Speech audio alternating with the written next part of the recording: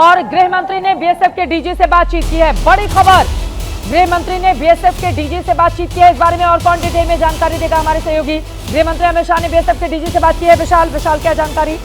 इस वक्त बड़ी खबर आ रही है क्योंकि जिस तरह के हालात इस वक्त बॉर्डर पर बनते हुए दिखाई दे रहे हैं, इन सब के बीच में गृह मंत्री अमित शाह ने अर्धसैनिक बलों के महानिदेशक से फोन पर बातचीत कर हालात की जानकारी ली है। बीएसएफ के डीजी से गृह मंत्री अमित शाह की फोन पर बातचीत हुई है, पूरे हालात की जानकारी ली है। इस वक्त की बड़ी खबर सामने आ रही है क्योंकि लगातार कई जो हमारे इंटरनेशनल बॉर्डर है वहां पर भी पाकिस्तान की तरफ से जो हमला करने का प्रयास किया जा रहा है, हालांकि भारत ने उन सभी हमलों को नाकाम कर दिया है। उसके बाद अब गृह मंत्री अमित शाह ने अर्धसैनिक बलों के डीजी से बातचीत कर और तमाम हालात की कच्छ को लेकर जो जानकारी दी है, कच्छ में बहुत बड़ा नाला है जिसके तरफ बॉडी सिक्योरिटी फोर्सेस के, और इस वक्त की बड़ी खबर हमारे तीनों ही सेना एक्शन में है, चाहे वो इंडियन आर्मी हो, इंडियन एयरफोर्स हो, इंडियन नेवी हो। तीनों सेनाओं के सामंजस्य से ही हमने आतंकवादियों को मुंहतोड़ जवाब दिया था जब घुसकर मारा था पाकिस्तान के भीतर। जल थल वायु सेना का एक्शन लगातार जारी है और इस बारे में आशीष जानकारी देंगे। आशीष, क्या खबर है? देखिए, मैं थोड़ी देर पहले बता रहा था कि जो वेस्टर्न नेवल कमांड है उसको भी ये इंस्ट्रक्शन दिया गया कि वो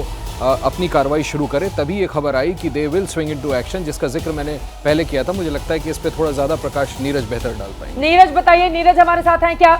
नीरज, बिल्कुल चित्रा, बिल्कुल आपने ठीक, बिल्कुल आशीष बिल्कुल ठीक कह रहे हैं। भारतीय नौसेना बिल्कुल अलर्ट पर है। अगर जैसे ही अगर पाकिस्तान की तरफ से इस तरह की कोशिश की जा रही है, जैसे कि हमने देखा कि और मेगा ने भी बताया कि कच्छ के एरिया में भी ड्रोन अटैक्स की कोशिश की गई है, तो बहुत जल्द हम लोग मान सकते हैं कि भारतीय नौसेना कोई बड़ी कार्रवाई कर सकती है 1971 की तरह। जैसे 1971 में भारतीय नौसेना ने कराची एयरपोर्ट को पूरी तरह से ध्वस्त कर दिया था। तो अभी क्योंकि इस वक्त जो है भारतीय नौसेना की एक बड़ी एक्सरसाइज गुजरात से सटी हुई समुद्री सीमा में चल रही थी, इस वक्त पूरे जितने भी जंगी जहाज हैं वो इस वक्त अलर्ट मोड पर हैं अरब सागर में, और अगर जरूरत पड़ती है तो तुरंत जो है वो नौसेना।